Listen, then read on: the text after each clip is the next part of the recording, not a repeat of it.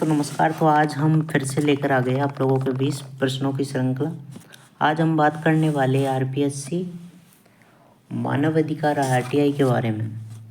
तो उसके महत्वपूर्ण प्रश्नों पर आज बात करते हैं। तो पहला प्रश्न आप लोगों के सामने है, राज्य लोक सेवा आयोग के अध्यक्ष तथा सदस्य को निलंबित करने की शक्ति किसके पास होती है? बताइए, आरपीएससी का जो सदस्य होता है उसको कौन हटा सकता है? बताइए सभी। तो इसका मुख्य आंसर क्या होगा? मुख्यमंत्री या मुख्य सचिव या राज्यपाल या कोई नहीं? तो इसका आंसर इसके हिसाब से तो होगा कोई नहीं। तो आरपीएससी का जो अध्यक्ष होता है उसको कौन हटा सकता है?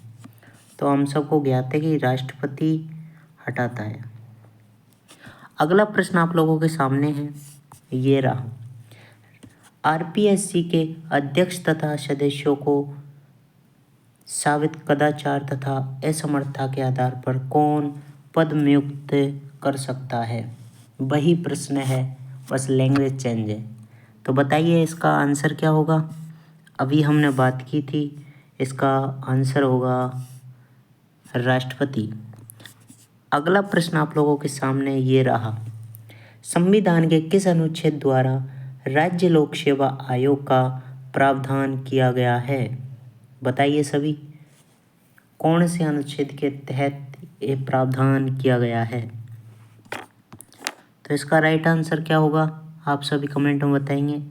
तो इसका राइट आंसर होगा अनुच्छेद 315। अगला प्रश्न आप लोगों के सामने ये रहा, राज्य लोक सेवा आयोग का प्रमुख कार्य है निर्वाचन करना या प्रशासन का निर्वाचन करना या प्रशिक्षण देना या कोई नहीं?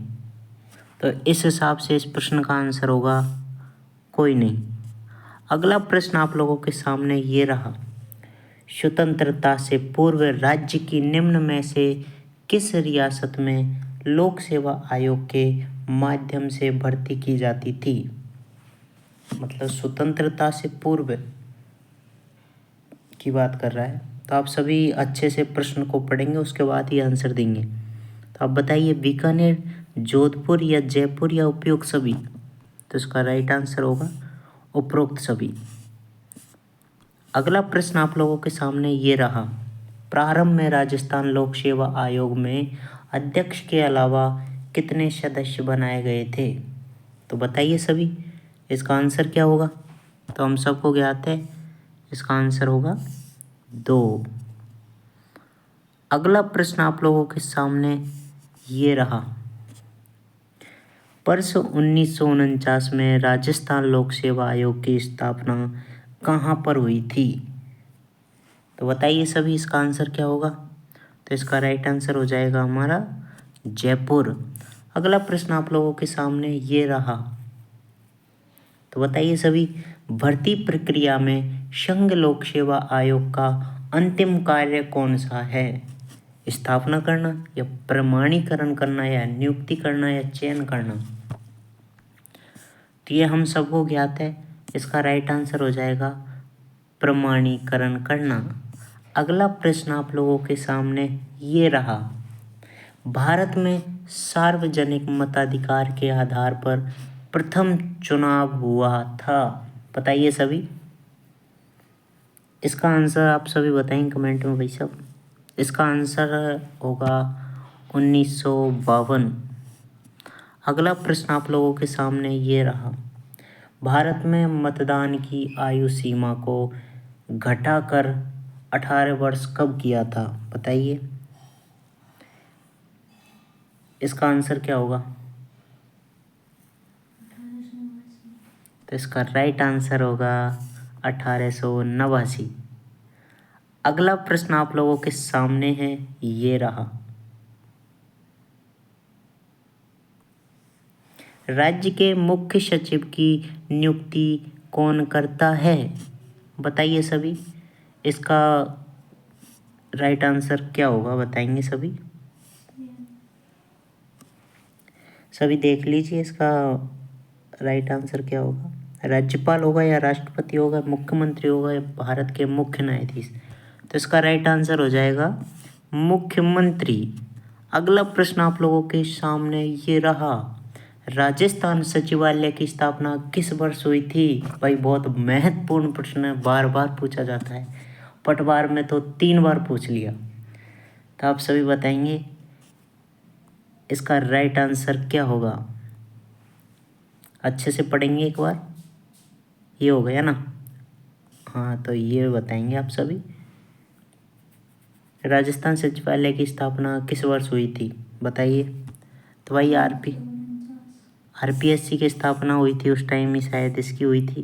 तो इसका राइट आंसर हो जाएगा 1989।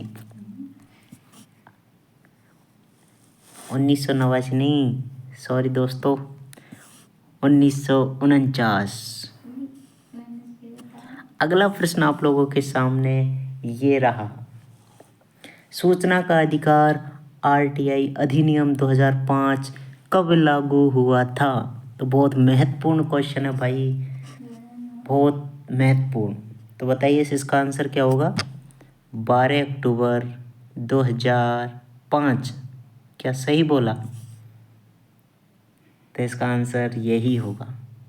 अगला प्रश्न आप लोगों के सामने ये रहा, निम्नलिखित में से कौन सा भारत में, ये मिस प्रिंट हो गया भाई साहब, ये रत्ती की जगह आरटीआई है ना, ध्यान रखना आप लोग।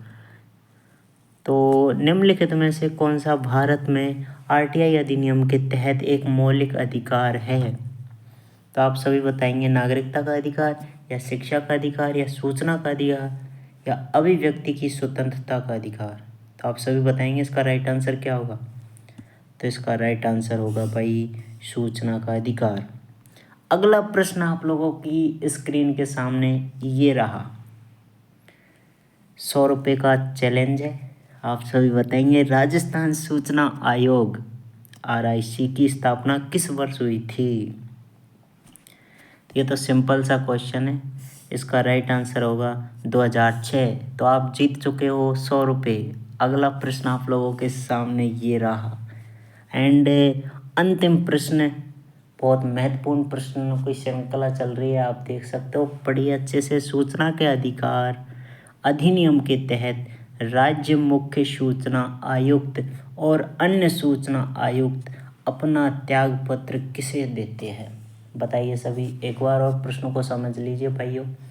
सूचना के अधिकार अधिनियम के तहत राज्य मुख्य सूचना आयुक्त और अन्य सूचना आयुक्त अपना त्याग पत्र किसे देते हैं?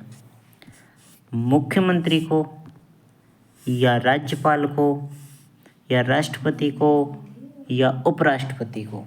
बताइए सभी। तो भाई इसका राइट आंसर हो जाएगा राज्यपाल। तो इसी के साथ इस वीडियो को हम यहाँ पे विराम देते हैं, और ऐसी ही प्रश्नों की श्रृंखला आरपीएससी अधीनस्थ बोर्ड जो भी एग्जाम में कराती है उन सभी के लिए महत्वपूर्ण प्रश्न लेकर आता रहता हूँ। जो भी अभी तक की एग्ज़ामों में आए हुए प्रश्नों को मैं सॉल्व करवाता हूँ, तो आप सभी जुड़ जाइए। ये चैनल आप लोगों के लिए रामबाण साबित हो सकता है। जय सिया राम, जय गौ माता। लव यू दोस्तों।